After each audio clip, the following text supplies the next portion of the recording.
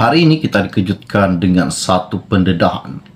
Pendedahan yang amat-amat menakjubkan, pendedahan yang amat-amat mengejutkan baru-baru ini. Dan seperti mana juga yang telah kita tahu, bahawa Khairy Jamaluddin telah pun dipecat daripada ahli UMNO dan beberapa menteri digantung jawatannya selama 6 tahun. Isu pada hari ini sangat-sangat menggemparkan. Dan seperti mana juga yang telah dinyatakan, antara alasan pemecatan Khairy ialah ucapan beliau dalam kempen PRU15 yang telah menyatakan parti itu sudah sesat dan mahu membersihkannya. Nampaknya Khairy Jamaluddin tengah berfikir bagaimana hendak menggantikan jawatan Presiden UMNO, dan baru-baru ini juga kita telah dikejutkan bahawa Khairy Jamaluddin telah pun dibuang daripada ahli UMNO. Apakah parti politik yang bakal Khairy sertai? Adakah Khairy akan menyertai Bersatu maupun DAP? Isu ini sangat-sangat menakjubkan pada hari ini. Okey, baiklah, sebelum saya meneruskan isu yang tergempar, yang terhangat, yang terpanas pada hari ini, mohon kiranya pertimbangkan, tolong tekan butang subscribe dan tolong sharekan video ini. Terima kasih semua. Hari ini isu yang tergempar saya ambil daripada BH Online.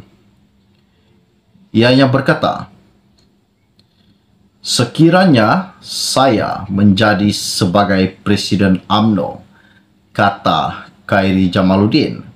Baru-baru ini ia telah mengatakan di media sosial bahawa sekiranya ia menjadi Presiden UMNO, apakah yang bakal Khairy Jamaluddin lakukan jika ia menjadi Presiden UMNO.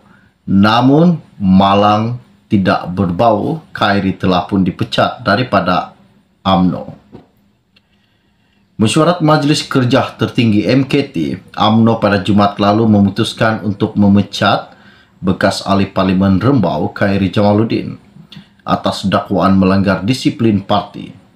Ucapan bekas Ketua Pemuda UMNO ketika berkempen sebagai calon Barisan Nasional BN di Parlimen Sungai Buloh pada pilihan raya umum ke-15 PRU15 lalu dikatakan menjadi asas kepada pemecatan berkenaan.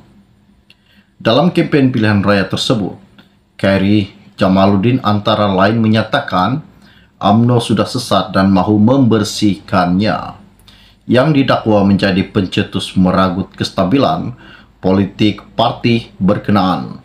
Bagaimanapun, Khairy tidak melihat kritikan keras secara terbuka terhadap UMNO dan pucuk pimpinan parti itu sebagai pelanggaran disiplin yang besar sehingga boleh dipecat.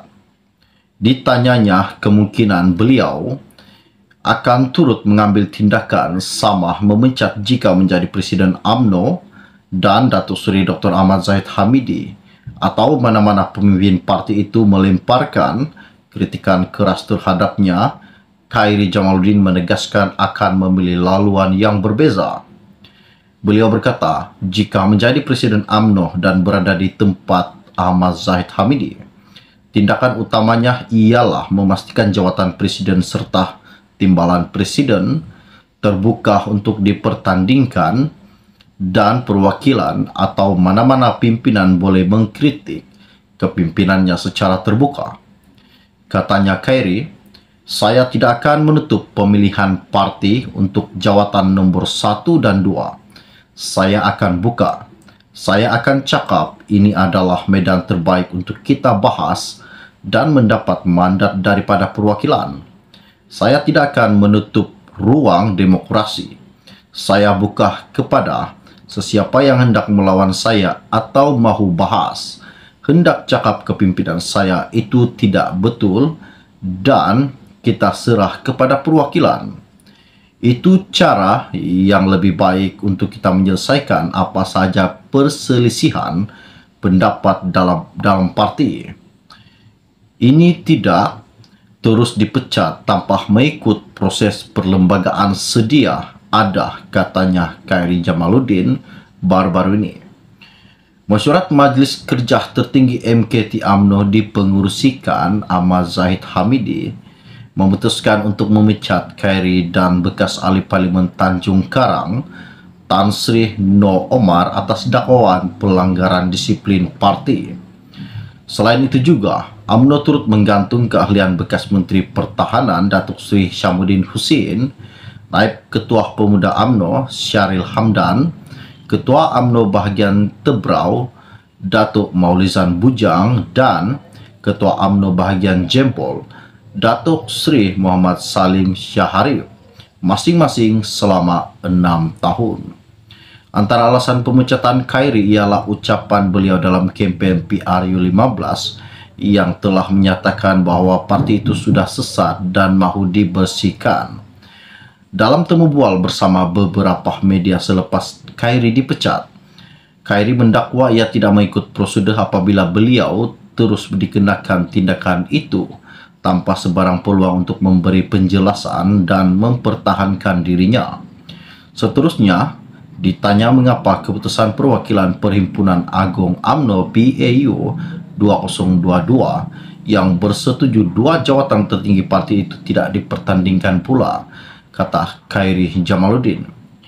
Katanya, yang memilih presiden, yang memilih MKT sekarang adalah perwakilan di bahagian.